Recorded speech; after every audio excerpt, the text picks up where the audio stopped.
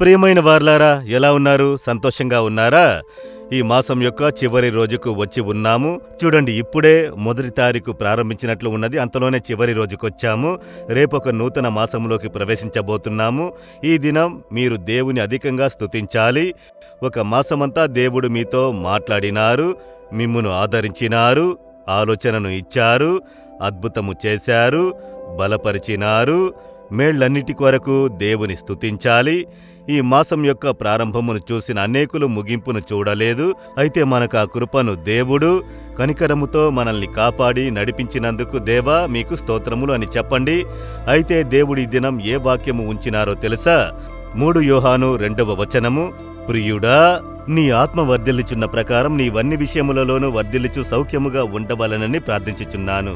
మీ కొరకొక విన్నపము చెయ్యబోతున్నాను. ఏమిటో తెలుసా? మీ ఆత్మ వర్ధిల్లుచున్న కొలది మీరన్ని విషయములలోనూ వర్ధిల్లుచు సౌఖ్యంగా ఉండాలి. మీరు వర్ధిల్లాలి, మంచి సౌఖ్యంగా ఉండాలి, బాగా ఆరోగ్యంగా ఉండాలి. అదే దేవుని యొక్క ఇష్టము. మీరు మంచి ఆరోగ్యముతో, మంచి సుఖబలముతో ఉండాలి. మీరు వర్ధిల్లాలి.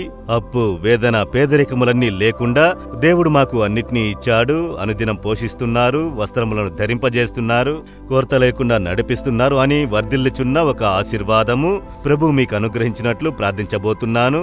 అందుకే కదా ఆయన సిలువకు వెళ్లారు, సిలువలో మరణించారు. మన శాపమును ఆశీర్వాదంగా మార్చుటకు, వ్యాధిలో నుండి సుఖమును ఇచ్చుటకు, పాప శాపం నుండి విమోచించడానికే కదా సిలువకు వెళ్లారు. మనకొక పరిపూర్ణమైన ఆశీర్వాదం ఇచ్చుటకు. కనుక ఈ ఆశీర్వాదం ఎలా దొరుకుతుందంటే, నీ ఆత్మ వర్ధిల్లిన కొలది మొదట మన ఆత్మలో రక్షణ సంతోషము కలగాలి. మన ఆత్మ దేవునితో నింపబడి ప్రభువునందు ఉండే అనుభవం కలగాలి. ఆత్మ వర్ధిల్లునప్పుడు మిగతా ఆశీర్వాదములు అన్నీ కలుగును. ఈ ఆత్మలో, ఆత్మీయ కార్యములో మీరు సరిలేకపోతే ఇతర ఆశీర్వాదములు మీకు దొరుకుట కష్టము. కనుక మొదట మన ఆత్మను గురించి జాగ్రత్త కలిగి ఉండాలి. నీ ఆత్మ వర్ధిల్లిన కొలది నా ఆత్మ వర్ధిల్లాలి, యేసుతో ఉండాలి, యేసునందు స్థిరంగా ఉండాలి, ఆత్మశక్తితో నింపబడి ఉండాలి అన్న దానిలో జాగ్రత్త కలిగి ఉండాలి. దాని కొరకు అనుదినం వేదం చదవాలి, ప్రార్థించాలి, దేవునితో ఐక్యతను బలపరుచుకోవాలి అని చెప్పుట. వాటి ద్వారా ఇతర ఆశీర్వాదములు ప్రభువు మీకు అనుగ్రహించెదరు. కనుక దేవుని వద్ద చెప్పండి, దేవా, నా ఆత్మ ఎప్పుడూ మీతో కూడా ఉండాలి. నేను మీతో ఏకీభవించి ఉండాలి. మీరు నాలో నివసించాలి. మీ ఆత్మతో నింపబడి ఉండాలి. మీ ప్రసన్నతతో హృదయము నింపబడాలి. మిమ్ములను విడిచి నేను తొలగిపోకూడదు. నేనెప్పుడూ మీతోనే ఉండాలి. నా ఆత్మ వర్ధిల్లునట్లు నన్ను ఆశీర్వదించు దేవునికి స్తోత్రములని చెప్పండి. ఈ దినమే దేవుడు మీ కొరతల్ని సంపూర్ణము చేసి ఆనందింపజేయును. అలాగే చెప్పండి, దేవా, నా ఆత్మ వర్ధిల్లు కొలది నేను వర్ధిల్లుచు సౌఖ్యంగా ఉండునట్లు మీరిష్టపడుచున్నారు.